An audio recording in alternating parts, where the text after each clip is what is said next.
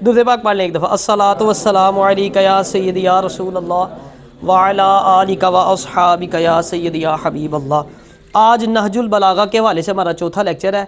میں آپ سے حضرت علی رضی اللہ تعالی عنہ کے کچھ اقوال آج شیئر کروں گا۔ حضرت علی رضی اللہ تعالی عنہ ارشاد فرماتے ہیں کہ بندے کو چاہیے کہ وہ اللہ کے سوا کسی سے امید نہ رکھے اور اپنے گناہوں کے سوا کسی سے نہ ڈرے۔ اب دو چیزیں اس میں ہیں، ٹھیک ہے نا۔ پہلا کیا بتایا کہ اللہ کے سوا کسی سے امید نہیں رکھنی۔ اچھا، ہمارا ایشو کیا ہے؟ ہم ساری امیدیں لوگوں سے وابستہ کرتے ہیں، ساری امیدیں چیزوں کے ساتھ لگا لیتے ہیں، اور یہی وجہ ہوتی ہے کہ ہم لوگ ناکام بھی ہوتے ہیں اور ہم لوگ مایوس بھی ہوتے ہیں۔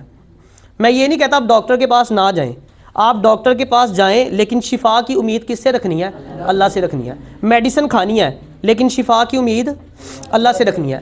کوئی کام پڑتا ہے، دوست کے پاس جاتے ہیں، ہم ہیلپ لیتے ہیں، کوئی جائز سفارش ہوتی ہے کرواتے ہیں، لیکن اس کا مقصد یہ نہیں کہ اس کام کی امید اس بندے سے وابستہ کر لینی ہے۔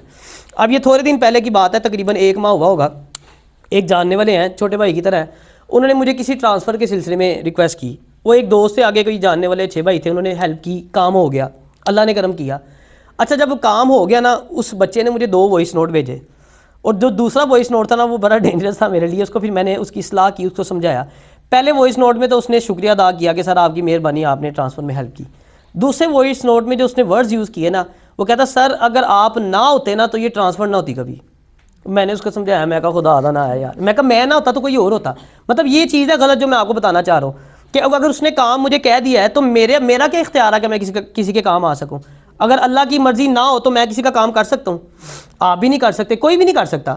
بندہ ایک وسیلہ ہے، لیکن امید اللہ سے رکھنی چاہیے۔ اگر آپ نے کسی کو کام کہا بھی ہے تو آپ ذہن میں یہ رکھیں کہ یہ اللہ کا بندہ ہے، شکریہ ادا کرنا ہے بالکل، کیونکہ اللہ بھی کہتا ہے اگر جو اللہ کا شکریہ ادا کرنا چاہتا ہے وہ پہلے اس کے بندے کا شکریہ ادا کرے۔ لیکن یہ نہیں کہ امید ساری آپ اسی سے وابستہ رکھیں، آپ یہ سوچیں کہ کام اس نے میرا کیا، نہ کہ اللہ کی طرف سے ہوا میرا کام، تو یہ چیز غلط ہے۔ امید رکھنی ہے صرف اللہ سے، اور ڈرنا کس سے؟ اپنے گناہوں سے۔ اچھا، امید کے علاوہ ایک اور چیز، مایوسی سے بھی بچنا ہے، نا امید بھی نہیں ہونا۔ اور اس وقت جو صورتحال ہمارے ملک میں چل رہی ہے نا، آپ کسی سے بات کر کے دیکھ لیں، آپ کو ہر دوسرا بندہ مایوس ملے گا، کیونکہ ملک کے حالات ویسے ہیں، لوگوں کے لیے گھر چلانا اتنا مشکل ہو گیا ہے، 2 ٹائم کی روٹی لوگوں کی پوری نہیں ہو رہی، ہر بندہ مایوس ہے، پریشان ہے، جس کو دیکھو ہر دوسرا بندہ آپ کو یہ ملے گا۔ اب اس کا کیا سلوشن ہے؟ کیا کرنا پڑے گا جس سے آپ ان حالات میں بھی اچھا سروائیو کر سکتے ہیں؟ کچھ چیزیں میں آپ سے شیئر کروں گا، اس پہ آپ نے عمل کرنا ہے۔ سب سے پہلا جو کام آپ نے کرنا ہے نا، وہ اللہ سے ہمیشہ اچھا گمان رکھنا ہے۔ یہ اپنے پلے باندھ لیں آپ بات، اللہ سے جیسا گمان رکھیں گے نا، آپ ہمیشہ اللہ کو ویسا ہی پائیں گے۔ اگر برا گمان رکھ رہے ہوں گے کہ میرے ساتھ کچھ غلط ہوگا تو پھر غلط ہی ہونا آپ کے ساتھ، اگر اچھا گمان رکھ رہے ہوں گے تو پھر آپ کے ساتھ اچھا ہی ہونا ہے۔ تو گمان سب سے پہلے اچھا رکھنا ہے۔ اور دیکھیں نا، اچھا گمان، اس سے میں بیسیکلی آپ کو کیا بات جوڑنا چاہ رہا ہوں، پاکستان جو ہے نا، وہ یاد رکھنا پیچھے جانے کے لیے نہیں بنا، تباہ ہونے کے لیے نہیں بنا۔ یہ سارے چور ڈاکو لٹیرے ان سب نے مر جانا ہے، پاکستان نے قیامت تک یہی رہنا ہے انشاءاللہ۔ ضرور اللہ سے اچھی امید رکھیں، اچھا گمان رکھیں، ضرور کوئی ایسا لیڈر آئے گا جو اس ملک کو آگے لے کے جائے گا، اچھا گمان۔ لیکن اس کے لیے ہمیں کیا کرنا پڑے گا؟ یہ نہیں کہ سارا حکمرانوں پہ ڈال دیتے ہیں، اپنی بھی کوئی ذمہ داری ہے ہماری۔ ہر بندے کو انڈیویجولی خود کو ٹھیک کرنا ہے۔ اللہ تعالیٰ اس قوم کی حالت کبھی بھی نہیں بدلتا جو اپنی حالت خود نہیں بدلتی۔ مسجد میں جاتے ہیں نا نماز پڑھنے، دھیان کہاں ہوتا ہے؟ پیچھے جوتی کی طرف۔ اب مجھے بتائیں، جوتا پرائم منسٹر اٹھا کے لے کے جاتا ہے، سی ایم اٹھا کے لے کے جاتا ہے، کوئی منسٹر اٹھا کے لے کے جاتا ہے؟ ہم لوگ ہی ہوتے ہیں نا، ہم لوگوں میں سے عام جنرل پبلک ہوتی ہے جو جوتی اٹھا کے لے کے جاتی ہے۔ ہم لوگ خود ہی ٹھیک نہیں ہیں۔ سب سے پہلے ہمیں خود کو ٹھیک کرنا ہے۔ ایک بندہ انفرادی طور پہ خود، اب دیکھیں ملک کی اکانومی کو آپ یا میں ٹھیک کر سکتے ہیں؟ ہمارے اختیار میں ہے؟ ملک کا قرضہ اتار سکتے ہیں ہم؟ ہمارے اختیار میں نہیں ہے۔ اپنے گناہوں کا بوجھ تو اتار سکتے ہیں نا، اپنے آپ کو درست کر سکتے ہیں نا، ملک تو نہیں ٹھیک کر سکتے، اختیار میں نہیں ہے، لیکن اپنے آپ پہ تو اختیار ہے نا، اپنے نفس پہ تو اختیار ہے نا۔ تو خود کو ٹھیک کرنا ہے سب سے پہلے، ٹھیک ہے نا؟ یہ 2 کام۔ تیسرا آپ نے کام کیا کرنا ہے؟ نبی علیہ الصلوۃ والسلام کے پاس نا ایک صحابی آئے، عرض کی پیارے آقا میں تنگ دستی کا شکار ہوں۔ جیسے میں نے آپ کو بتایا آج کل حالات جو ہے لوگ پریشان ہیں۔ صحابی نے عرض کی پیارے آقا تنگ دستی کا شکار ہوں۔ نبی علیہ الصلوۃ والسلام نے ارشاد فرمایا کہ تم نے ایک کام کرنا ہے، جب بھی گھر میں جانا ہے نا اپنے، تو اونچی آواز میں سب کو سلام کرنا ہے۔ سلام کرنے کے بعد 1 مرتبہ سورۃ الاخلاص قل هو اللہ احد پڑھنی ہے، ٹھیک ہے؟ اگر گھر میں کوئی موجود نہ ہو تو بھی اونچی آواز میں السلام علیکہ ایھا النبی ورحمۃ اللہ وبرکاتہ یہ کہہ کے پھر 1 دفعہ سورۃ الاخلاص پڑھنی ہے۔ اچھا، وہ صحابی نے عمل سنا اور چلے گئے۔ کچھ دن جا کے نا وہ عمل کیا، کچھ دن بعد جب واپس آئے نا تو نبی علیہ الصلوۃ والسلام سے عرض کرنے لگے پیارے آقا میں نے یہ عمل کیا، اس سے نہ صرف میں بلکہ میرے جو محلے دار تھے وہ بھی امیر ہو گئے۔ نیکسٹ آپ نے کیا کرنا ہے، درود پاک کی کثرت۔ ہمیشہ یاد رکھیے گا درود پاک ایک ایسا وظیفہ ہے جو غربت کو جڑ سے اکھاڑ کے رکھ دیتا ہے۔ درود پاک پڑھنے والا کبھی بھی تنگ دست نہیں ہوتا، اللہ اس کے رزق میں بے شمار برکتیں عطا فرماتا ہے۔ پھر دیکھیں رحمتیں کتنی نازل ہوتی ہیں۔ نبی علیہ الصلوۃ والسلام نے ارشاد فرمایا کہ جب میرا امتی میرے اوپر درود پاک پڑھتا ہے تو جب تک وہ درود پڑھتا رہتا ہے فرشتے اس کے اوپر رحمت نازل فرماتے رہتے ہیں۔ آپ نے فرمایا اب اس کی مرضی ہے وہ کم پڑھے یا زیادہ۔ اللہ پاک نے ایک فرشتہ پیدا کیا جس کے پر جو ایک پر مشرق میں ہے اور ایک پر مغرب میں ہے۔ آپ امیجن کریں کتنا بڑا وہ فرشتہ ہوگا، ایک پر مشرق میں اور ایک پر مغرب میں۔ جب بندہ درود پڑھتا ہے تو وہ فرشتہ پانی میں غوطہ لگاتا ہے، اب غوطہ لگا کے باہر نکلتا ہے، اپنے پروں کو جھاڑتا ہے، اس کے پروں سے جتنے قطرے پانی کے گرتے ہیں نا اللہ اتنے فرشتے پیدا فرماتا ہے، یعنی جتنے قطرے ہوں گے۔ آپ سوچیں اگر چھوٹی سی بطخ ہو نا کوئی، اگر وہ پانی میں جائے اور پروں کو جھاڑے تو ہم اس کے قطرے جو پانی کے گریں گے نا نہیں گن سکتے ہم۔ تو جس کا ایک پر مشرق میں ہے اور ایک پر مغرب میں ہے اس کے قطروں کا تو ہم اندازہ لگا ہی نہیں سکتے۔ اچھا جتنے قطرے گریں گے اتنے فرشتے اللہ پیدا فرمائے گا، اور وہ سارے فرشتے قیامت تک درود پاک پڑھنے والے کے لیے استغفار کرتے رہتے ہیں۔ اور میں پھر بار بار آپ کو ہر دوسرے تیسرے لیکچر میں کیوں درود پاک کا کہتا ہوں، کیونکہ یہ ایک ایسی عبادت ہے جو ہر حال میں قبول ہے۔ ہم نماز پڑھتے ہیں، ہم روزہ رکھتے ہیں، ہم زکوٰۃ دیتے ہیں، سب نیکیاں ہم جو کرتے ہیں اس کی کسی کے پاس کوئی گارنٹی نہیں ہے کہ قبول ہے۔ بے شک ہم اللہ سے اچھا گمان رکھتے ہیں کہ اللہ اس کو قبول فرمائے گا انشاءاللہ، لیکن گارنٹی کوئی نہیں، لکھ کے کوئی نہیں آپ کو دے سکتا۔ اس کی کیا وجہ جانتے ہیں؟ یہ راز کیا ہے جو درود ہر حال میں قبول ہوتا ہے؟ کسی کو پتا کیا راز ہے؟ دیکھیں ہم کوئی نیکی کرتے ہیں نا اس میں یا میں یا تم ہوتا ہے۔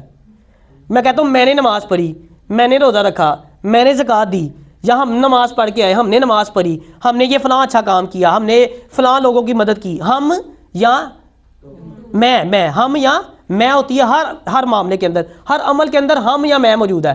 لیکن درود میں نہ ہم میں نہ میں ہوں، اس میں صرف تم ہے۔ تم کیسے ہے؟ ہم کیا کرتے ہیں اللہم صلی علی محمد، اے اللہ تو درود بھیج کس پر؟ محمد صلی اللہ علیہ وآلہ وسلم پر۔ یعنی نہ اس میں میں ہوں نہ اس میں ہم ہے، اس میں صرف تم ہے کہ یا اللہ تو درود بھیج۔ اور اگر آپ اللہ کو کہو کہ اپنے محبوب پہ درود بھیج تو کیا وہ نہیں بھیجے گا؟ ہو ہی نہیں سکتا، ممکن ہی نہیں ہے۔ ہر عبادت کوئی بھی عبادت ہے نا دکھاوے کے لیے کریں گے قبول نہیں ہے۔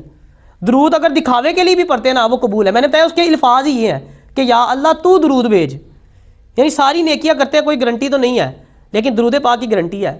پھر اجر و ثواب جیسے میں نے بتایا نا اتنا کہ آپ اندازہ نہیں لگا سکتے۔ یہ جو آسمان سے بلائیں اترتی ہے نا آج کل دیکھو نا، ایک بیماری جاتی ہے، کبھی کرونا آتا ہے، کبھی ڈینگی آ جاتا ہے، کبھی کچھ آتا ہے، مصیبتوں میں جو ہے وہ مبتلا ہے دنیا والے۔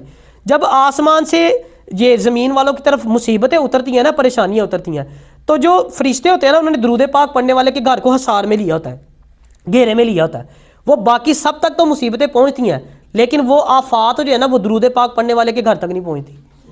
اس کے گھر والے اس سے محفوظ رہتے ہیں، اس کے محلے دار اس سے محفوظ رہتے ہیں، وہ خود اس سے محفوظ رہتا ہے۔ اس لیے درود پاک کی جو ہے نا وہ زیادہ سے زیادہ کثرت کرنی ہے۔ اور ایک اور کام ہم نے کیا کرنا ہے، یہ جو ووٹ ہے نا یہ سوچ سمجھ کے ڈالنا چاہیے۔ ہم لوگ اس کو بہت لائٹ لیتے ہیں۔ میں نے اکثر دیکھا ہے، وہ ایک دو میں نے کلپ بھی ایسے دیکھے، وہ اس نے کسی نے پوچھا اس سے کہ آپ کس پارٹی کو سپورٹ کرتے ہیں، اس نے بتایا کہ میں یہ فلاں پارٹی کو سپورٹ کرتا ہوں۔ اس نے کہا اچھا جی کیوں کرتے ہیں آپ؟ اور میرے ابے نے ووٹ پایا سی میں بھی پانا ہے، اور میرے دادا بھی شروع تو پانا ہے، میں بھی پانا ووٹ۔ یہ جہالت ہے بھائی، اللہ نے آپ کو عقل دی ہے، آپ عقل استعمال کریں۔ بروز قیامت یہ ووٹ کے بارے میں حساب ہوگا آپ سے، یاد رکھنا، یہ اتنا لائٹ نہ لے اس کو۔ نبی علیہ الصلوۃ والسلام نے ارشاد فرمایا کہ جس نے کسی ظالم کا ساتھ دیا اور اس کو یہ معلوم ہے کہ یہ بندہ ظالم ہے، وہ اسلام سے نکل گیا۔ ہم منہ اٹھا کے ڈا کے پرچی ڈال دیتے ہیں، 500 روپے کے پیچھے وک جانے ہیں، بریانی کھا کے وک جانے ہیں۔ قیامت والے دن حساب دینا پڑے گا بھائی۔ جس کو ووٹ آپ ڈالتے ہیں نا آپ اس کے اچھے برے میں شریک ہو۔ اگر وہ کوئی نیک بندہ ہے، کوئی نیکی کرتا ہے، کوئی اچھا سلوک کرتا ہے عوام کے ساتھ تو آپ کو اس کا ثواب ملے گا، لیکن اگر وہ گناہ گار ہے، الٹی طرف جاتا ہے، ظلم کرتا ہے تو وہ اس کا حساب آپ نے بھی دینا ہے بھائی۔ وہ آپ کے ووٹ سے آگے آیا نا، آپ نے اس کو سپورٹ کیا ہے۔ ہاں چلو اگر ایک دفعہ غلطی ہوئی، آپ کو پتہ لگ گیا کہ یار مجھے پہلے نہیں پتا تھا، میں تو اچھا سمجھتا تھا، نیکسٹ ٹائم تو وہ غلطی نہ کریں۔ اور پھر ایک اور عمل جو آپ نے کرنا ہے، امر بالمعروف نہی عن المنکر۔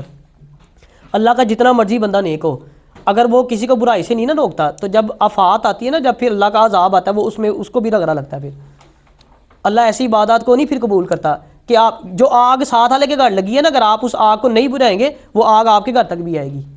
اگر کوئی برا کام کر رہا ہے، آج کل اس طرح ہی ہوتا ہے، کوئی محلے دار یا کوئی ساتھ کوئی دوست کرے نا، ہم کہتے ہیں یار اس کا مسئلہ ہے، چھوڑو دفعہ کرو، ہمیں کیا ضرورت ہے بیچ میں پڑھنے کی؟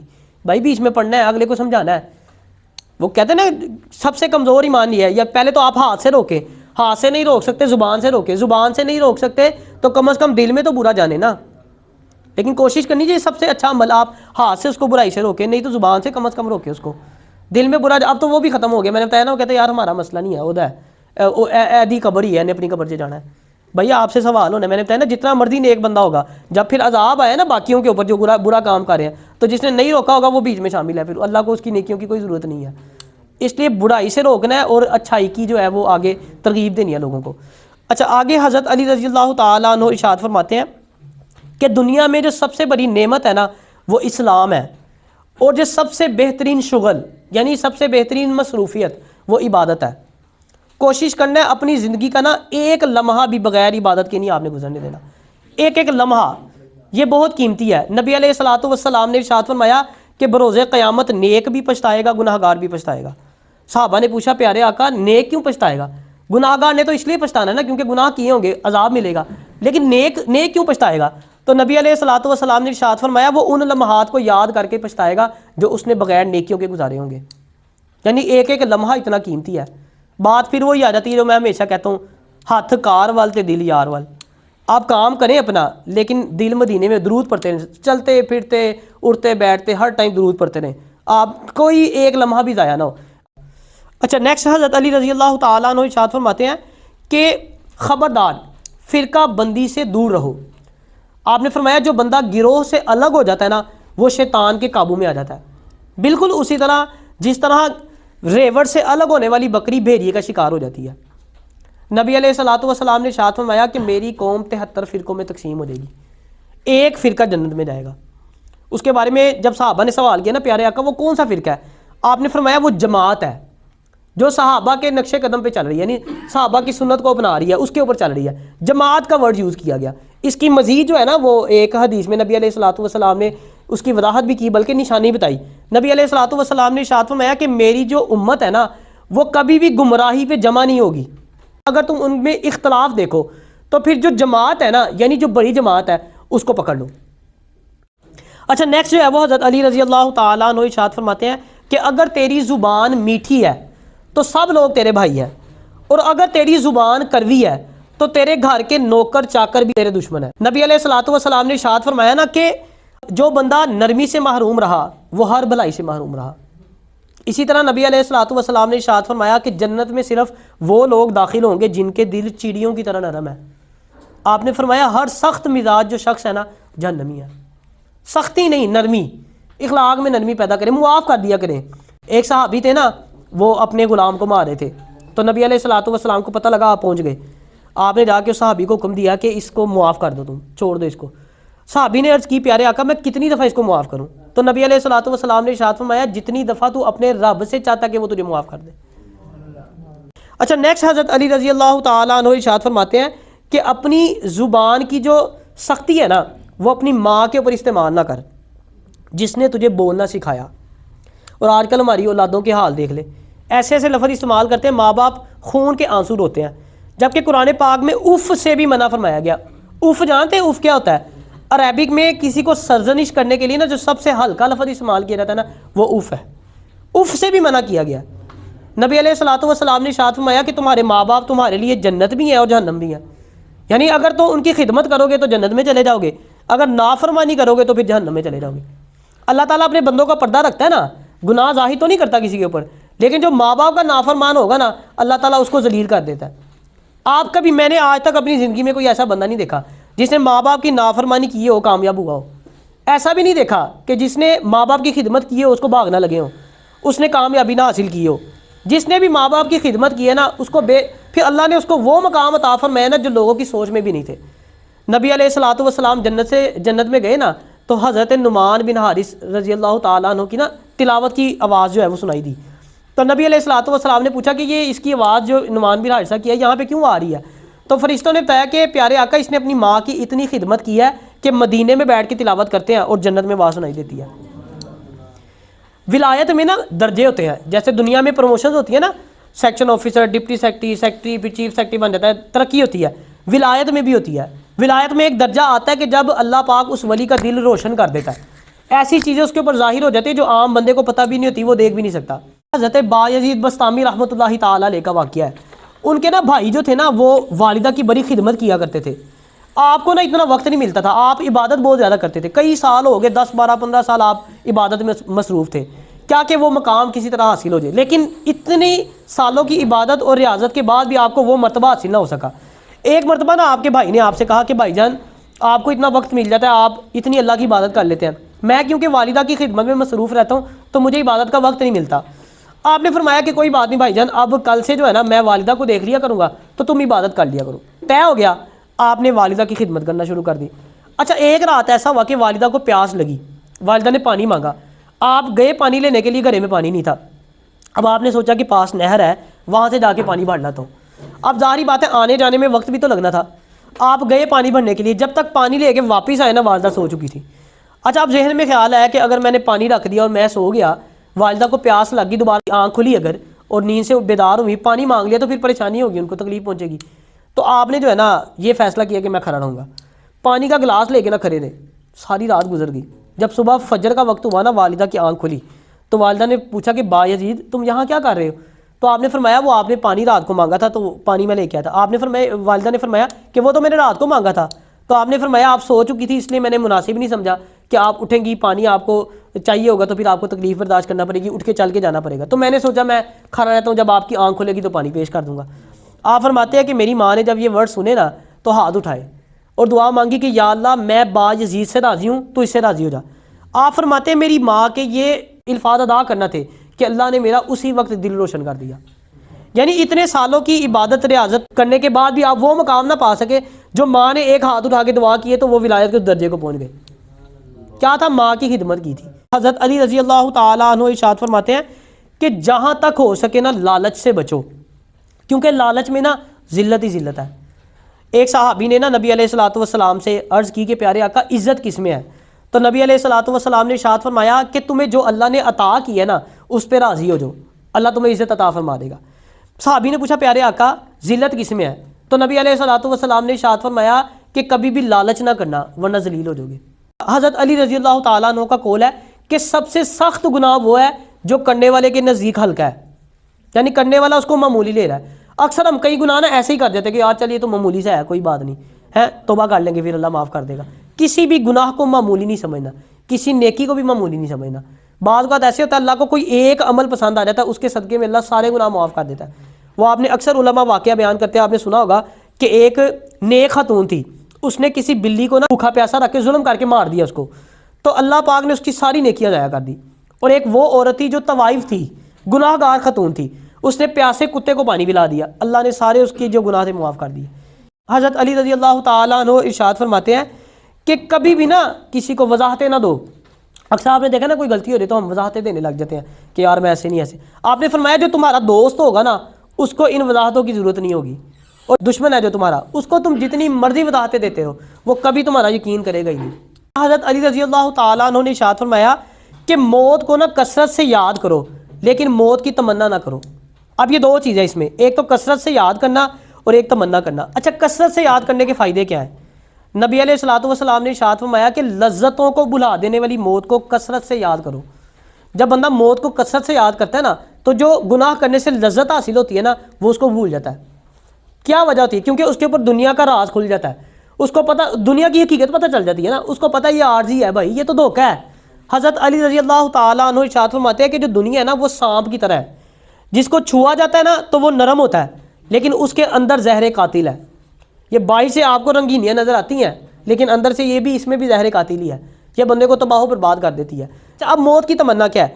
نبی علیہ الصلوۃ والسلام نے ارشاد فرمایا کہ اگر کسی بندے کے اوپر مصیبت آئے، کوئی پریشانی آ جائے، ٹھیک ہے نا، مشکل حالات آ جائے، تو اس کو چاہیے کہ وہ صبر کرے، موت کی تمنا نہ کرے۔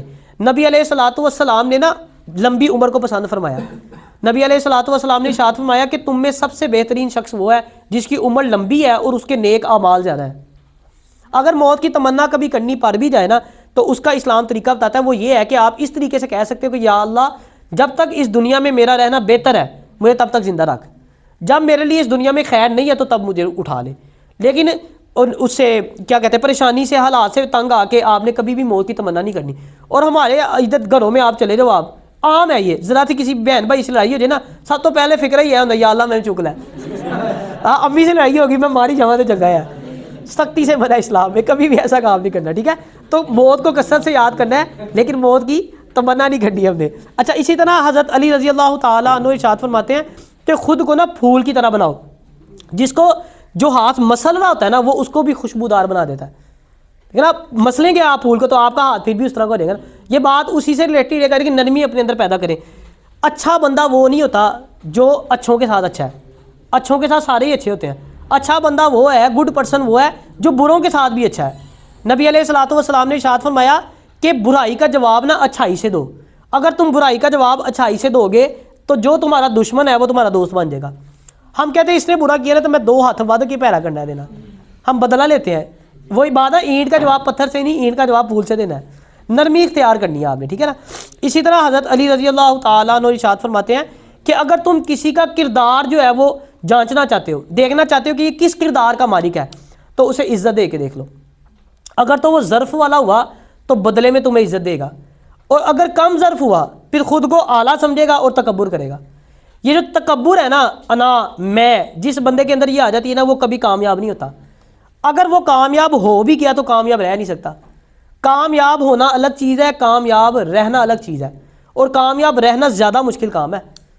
اکثر آپ لوگ دیکھ لیں کہ 1 روپیہ تیل ہی نہیں پاس ہوتی، جیسے ہی تھوڑا سا پیسہ آتا ہے، کوئی کامیابی ملتی ہے تو غرور و تکبر، انا آ جاتا ہے، بندے کو بندہ ہی نہیں سمجھتے، اپنی اوقات بیسیکلی وہ دکھاتے ہیں۔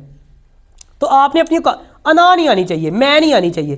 بابا بلے شاہ رحمۃ اللہ تعالیٰ علیہ فرماتے ہیں نا کہ پھلاں دا تو عطر بنا، اتنا دا تو کڈ دریا، اس دریا چ خوب نہا، مچھیاں وانگو تاریاں لا، پھر بھی تیری بو نہیں مکنی، پہلے اپنی میں مکا۔ میں کو ختم کریں گے پھر اگلا کام ہے، ادروائز آپ کامیاب نہیں ہو سکتے۔ اگر دنیا میں اس کو کامیابی مل بھی گئی وقتی طور پہ تو آخرت میں کوئی حصہ نہیں ہے۔ اسی طرح امام غزالی رحمۃ اللہ تعالیٰ، آخری ہے بات کہہ کے اس ختم کرتا ہوں، امام غزالی رحمۃ اللہ تعالیٰ علیہ ارشاد فرماتے ہیں کہ تمام لوگ مردہ ہیں، زندہ وہ ہیں جو علم والے ہیں، تمام علم والے سوئے ہوئے ہیں، بیدار وہ ہیں جو عمل والے ہیں، تمام عمل والے گھاٹے میں ہیں، فائدے میں وہ ہیں جو اخلاص والے ہیں، تمام اخلاص والے خطرے میں ہیں، کامیاب صرف وہ لوگ ہیں جو تکبر سے پاک ہیں۔ تکبر نہیں آنا چاہیے بندے، جتنی مرضی اللہ آپ کو کامیابی دے دے، عاجزی، جیسے میں آپ کو اکثر مثال دیتا ہوں نا کہ گھاس دیکھ لیں، تیز ہوا چلتی ہے جھک جاتی ہے نا، بچ جاتی ہے، درخت اکڑا رہتا ہے تو وہ گر جاتا ہے، اکڑ مردوں میں ہوتی ہے۔ جتنا اوپر جاتے رہے نا اتنی عاجزی بڑھنی چاہیے آپ کے اندر۔ پھلدار درخت جھکا ہوتا ہے اور جتنا زیادہ پھل لگتا رہے گا اتنا اس کو جھکنا چاہیے، نہ کہ اس کو اکڑ جانا چاہیے۔ اللہ تعالیٰ ہمیں عمل کی توفیق عطا فرمائے۔